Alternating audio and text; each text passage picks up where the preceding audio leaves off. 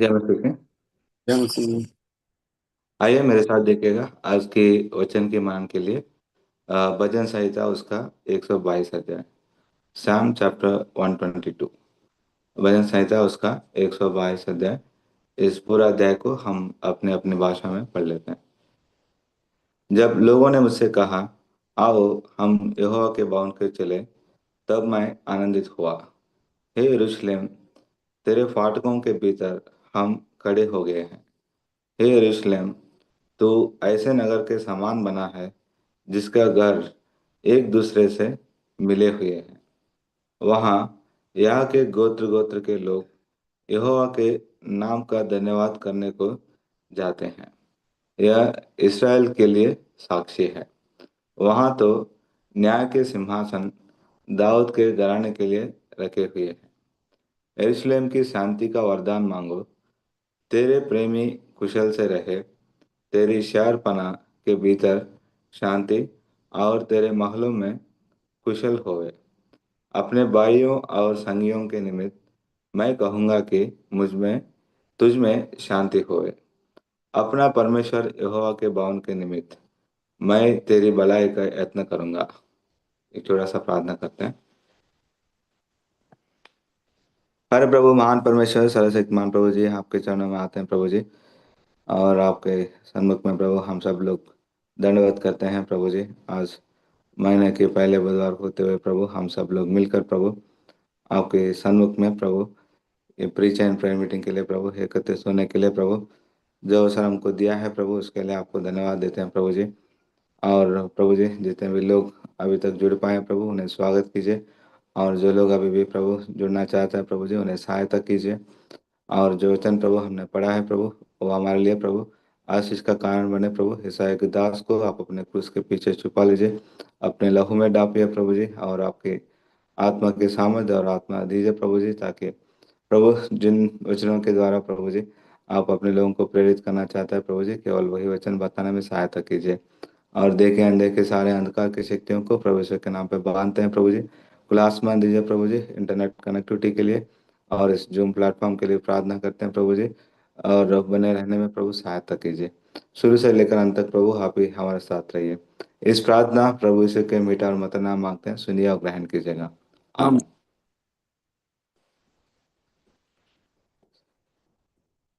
तो हम सब लोग जानते हैं कि जो प्रस्तुत काल में जो पूरा तवा जो दुनिया भर का जो बना हुआ था कि इसराइल और अमेरिका देश दोनों मिलाकर ईरान के ऊपर किस प्रकार से जो युद्ध चल रहा था। और हर दिन हमको ये भी सुनने के लिए आता है कि काफ़ी सारे जो नुकसान होते जा रहे हैं। और युद्ध का जो क्षेत्र भी जो है वो धीरे धीरे बढ़ते जा रहा है। और ये कब समाप्त होगा हमको नहीं मालूम है। लेकिन यहाँ हम देखते हैं कि इस अध्याय में कि जो यरूशलेम के बारे में यहाँ जो लिखा हुआ था, बल्कि अगर आप मूल रूप से देखते हैं कि मुझे अभी भी याद है कि जब 24 में 2024 में कि भाई विकास ने एक बार तीसरा मैसेज में ये पूरा उसका हिस्ट्री के बताते आ रहा था कि 23-24 में। तो वहाँ हम देख सकते हैं कि ये जो आज की तारीख में जो युद्ध चल रहा है कि उसका एक तरह का जो मूल कारण जो है कि हम ये भी समझ सकते हैं कि जो अब्राहम के जो दोनों वंशज है तो उनके बीच में जो सदियों से जो चल रहा था, जो दोनों के बीच में जो द्वेष भाव है। और वही वो एक मूल कारण जैसा हम सोच सकते हैं। तो यहाँ इसलिए क्या कि हम देखते हैं कि तो यहाँ जो भजनकार जो था दाऊद का है ये जो लिखा हुआ है। तो इसलिए वहाँ ये लिखता है कि हम यरूशलेम की शांति का वरदान मांगो।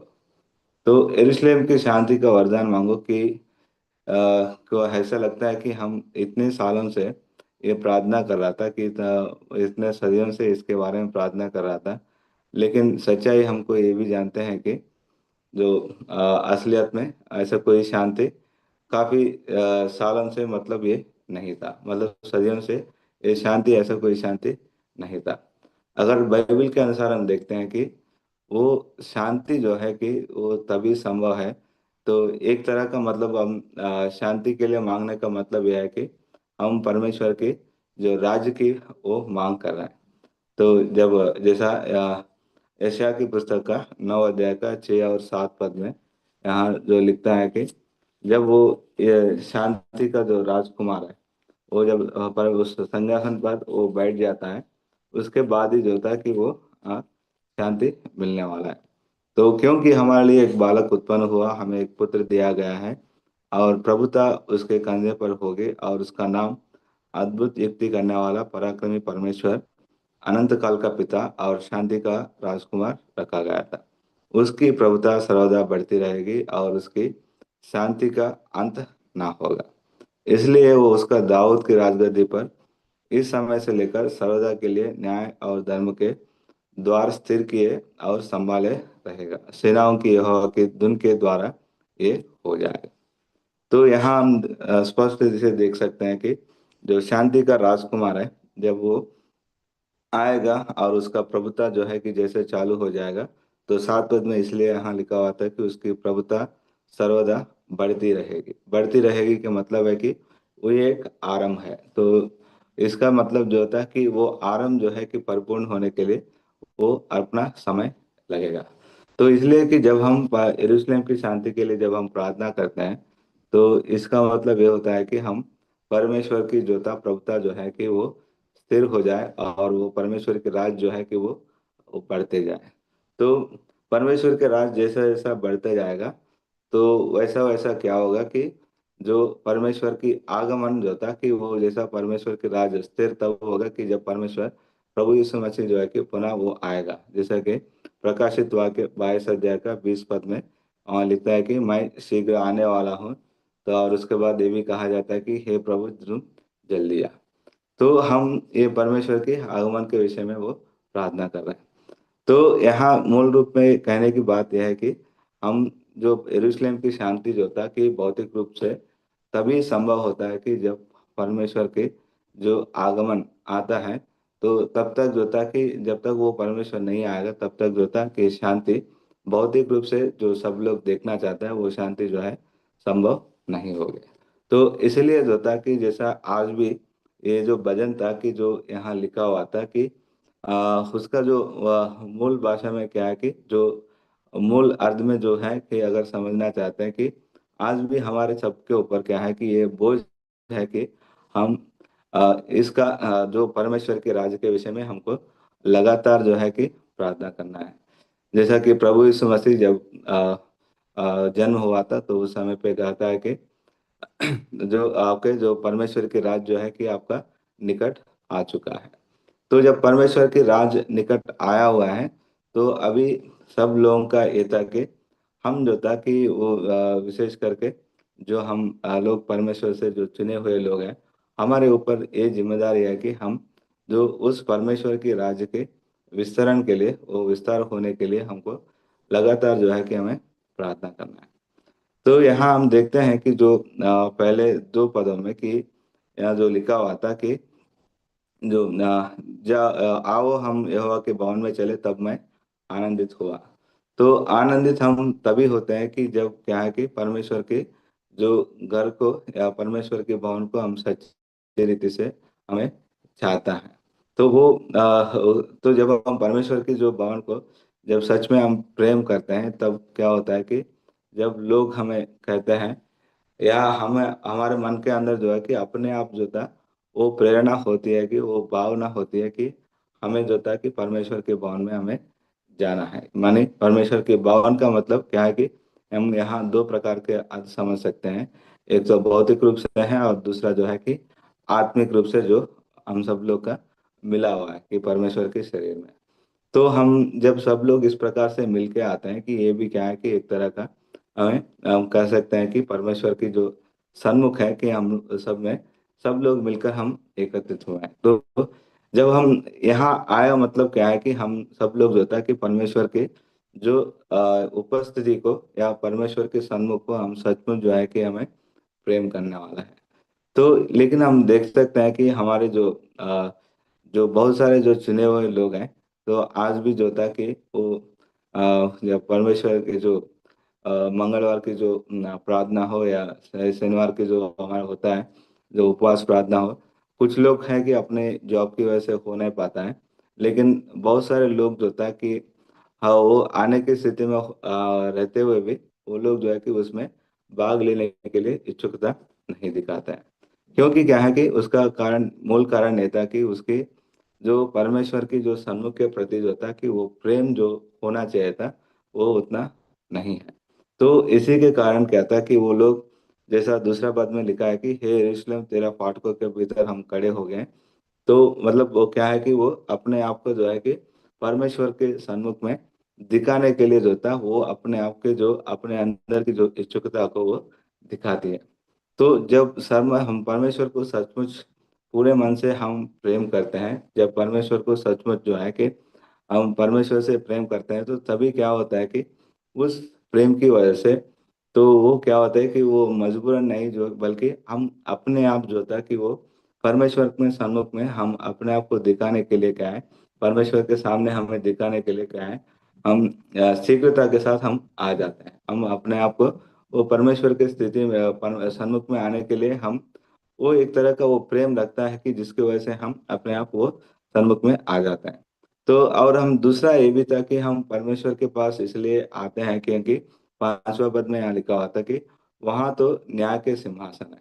तो परमेश्वर के जो सिंहासन था वो न्याय का था। न्याय का सिंहासन के पास हम इसलिए आते हैं ताकि जो है कि हम अपने जो बोझ रखने के लिए, अपने हमें प्रार्थना जो विनती है जो होता है कि वो रखने के लिए हम परमेश्वर के जो सन्मुख में आते हैं, वो न्याय के सिंहासन पे हम आते हैं।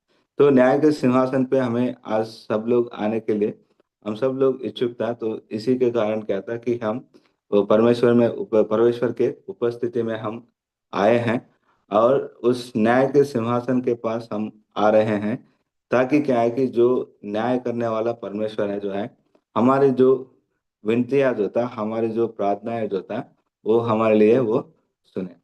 तो हमें जो विश्वासी लोग होते हुए हमको ये चीज हम काफी बार जो प्रार्थना के विषय में हमने सुना है, क्या है कि जो प्रार्थना करना जो है कि हमारे लिए ऐसी कोई ऑप्शन नहीं है। मतलब क्या है कि वो मैं चाहते तो प्रार्थना करता हूँ, नहीं तो मैं नहीं करता हूँ, ऐसा नहीं है। क्योंकि जब तक हम इस धरती पर रहते हैं, जीते हैं, जब तक हम इस संसार में रहते हैं, तो तब तक जो है कि एक तो हमको आराधना तो करना ही है, आराधना और स्तुति, और इसके साथ साथ जो तक हमको प्रार्थना भी हमें करना है। तो प्रभु यीशु मसीह स्वयं जो था कि वो जब भौतिक रूप से 2000 साल पहले जब आए थे, तो वो भी बार बार जो था कि अपने पिता के साथ वो बातचीत करने के लिए वो प्रार्थना में चले जाता है। सुबह जो कि वो सेवा करता है, और रात में जो है कि वो प्रार्थना में, से वो प्रार्थना के द्वारा वो अपने पिता से संभाषित करता है। तो जब प्रभु यीशु मसीह स्वयं जो है कि वो एक उदाहरण रूप में ये प्रार्थना के विषय में रखा था कि ये क्या है कि हमारे लिए कहता है एक जिम्मेदारी है। तो हमें समझना है कि जो प्रार्थना करना जो था कि ऐसा ऑप्शन नहीं है या केवल कुछ लोग का काम है, या कलीसिया में जो अ, बुजुर्ग लोग हैं या कोई जिम्मेदारी भाई या बहन है, केवल उन्हीं का काम है, ऐसा नहीं है।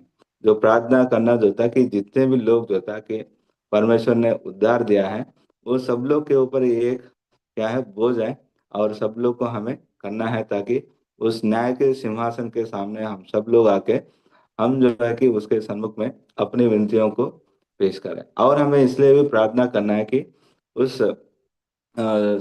जो जितने भी लोग जो था कि यहाँ जो पहले पद में अभी हमने पढ़ा था, देखा था कि हम उन सारे जो जितने भी यात्री लोग हैं, कि मतलब यात्री का मतलब जो है कि जितने भी लोग जो परमेश्वर के सन्मुख में आना चाहता है, और जितने भी लोग जो है परमेश्वर के सन्मुख में देखना चाहता है, या सच्ची परमेश्वर को वो जानना चाहता है, या जितने भी लोग जो है कि परमेश्वर के सुसमाचार सुना हुआ है, और उसमें जो है कि जो बदलाव आना चाहिए वो अभी तक नहीं आया है, वो सब लोग के लिए क्या है कि हमें हमें प्रार्थना करना चाहिए कि ये सब लोग जो होता है कि वो अपनी जो आत्मिक यात्रा है वो आरंभ करना चाहता है। तो इसलिए हमें प्रार्थना के द्वारा, प्रार्थनाओं के साथ जो है कि उन्हें हमें प्रेरित करना है, ताकि क्या है वो लोग भी जो होता है ये सच्चा परमेश्वर को जाने, और ये सच्चा परमेश्वर के सन्मुख में आए, और ये सच्चा परमेश्वर के सन्मुख में जो होता है, जो आनंद जो हमें हमने अनुभव किया था, उसी तरह का आनंद जो था वो लोग भी जो है कि जान सकें।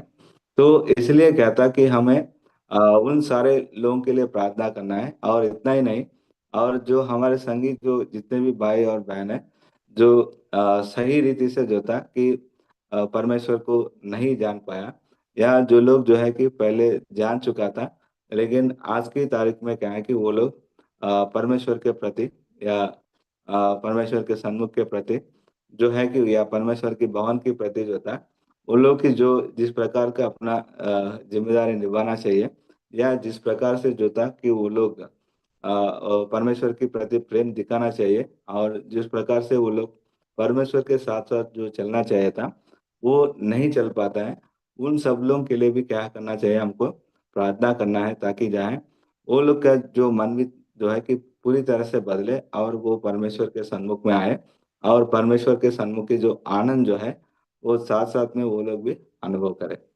और यहाँ हम एक और भी देखते हैं कि यहाँ जो लोग जो था कि 8 पद में भी यहाँ लिखा हुआ था, अपने भाइयों और संगियों के निमित्त। तो ये इसलिए जब हम प्रार्थना करने के लिए आते हैं, जब उस न्याय के सिंहासन के पास आते हैं, ना केवल हम नया विश्वासियों के लिए प्रार्थना करना है, बल्कि जो वो हमारे जो ना केवल जो ऐसे लोग हैं जो लोग आत्मिक रूप से पीछे चला जा रहे हैं, उनके लिए प्रार्थना करनी है, बल्कि जो साथ साथ में जो दूसरे भाई और बहन जो है कि जो परमेश्वर के जो काम कर रहा था कि उनके लिए भी हमें प्रार्थना करना है। तो उनके लिए भी, उनका निमित्त भी हमको ऐसा प्रार्थना करना है, ताकि हम जगह जगह पे, हम आज की तारीख में हमारे देश में जिस प्रकार से जो सतावट चल रहा है, तो जिस प्रकार से जो था कि परमेश्वर के कार्य करने के लोग के विरुद्ध जो शैतान की जो था कि हर प्रकार के जो खामे चल रहा था, तो उसके लिए हमें प्रार्थना करना चाहिए, ताकि परमेश्वर जो है कि उनके समय समय पर सहायता कर पाए, और सहायता उन लोग को ऐसा समय पे मिले, ताकि सही समय पे जो था कि वो लोग वहां से निकल पाए, या और जो लोग जो परमेश्वर के वचन के निमित्त जो है कि या बंदी हो गए थे, और जितने भी लोग जो था कि जो परमेश्वर के वचन के निमित्त जो था, या अपने घरों में जो इस प्रकार से जो अभ्यास कर रहा था, या घर में जो चर्च लगा के जो दूसरों का वचन की सेवकाई कर रहा था, तो वो लोग जो था आज की तारीख में उनकी जीवन जो था उतने अच्छे से नहीं चल पा रहा था।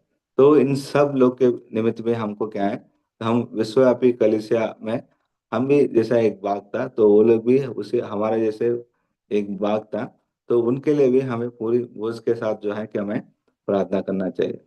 और जो है कि आखिर में यहाँ जो लिखा हुआ था कि जो परमेश्वर के भवन के विषय में 9 पद में यहाँ लिखा है कि अपने परमेश्वर यहोवा के भवन के निमित्त।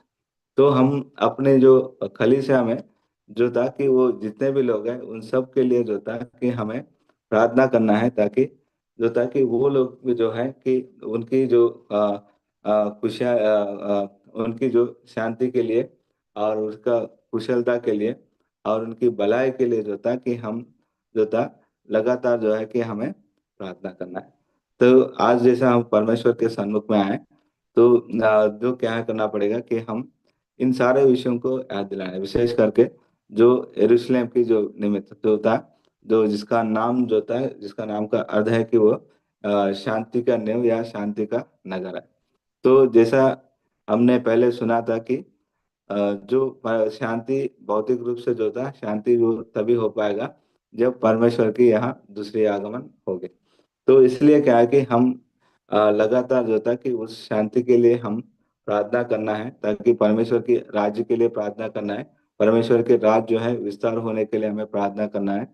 और दूसरी तो दूसरा विषय जो था कि जितने भी लोग जो था इच्छुक लोग हैं कि जो परमेश्वर को जानना चाहता है, और जितने भी लोग जो है परमेश्वर की इच्छा में है, उन सब के विषय में भी हमको प्रार्थना करना है। और तीसरा जो था कि हमें उन लोगों के सब लोग के लिए प्रार्थना करना है जो आत्मिक रीति से पीछे जा रहे हैं, और आज की तारीख में परमेश्वर को परमेश्वर के वचनों को, या परमेश्वर के भवन को वो लोग इतना अपनी जो लगाव नहीं दिखा पा रहे हैं, उनके लिए प्रार्थना करना है। और चौथा ये भी देखा था कि जो जितने भी लोग जो था कि परमेश्वर की जो सेवा के निमित्त जो अपने भाइयों और संगिया जो था मतलब वो परमेश्वर की सेवा के निमित्त जो सतावट में गुजर रहा था, उन सब लोग के लिए भी जो है हमें प्रार्थना करना है। परमेश्वर इन वचनों को आशीष दें।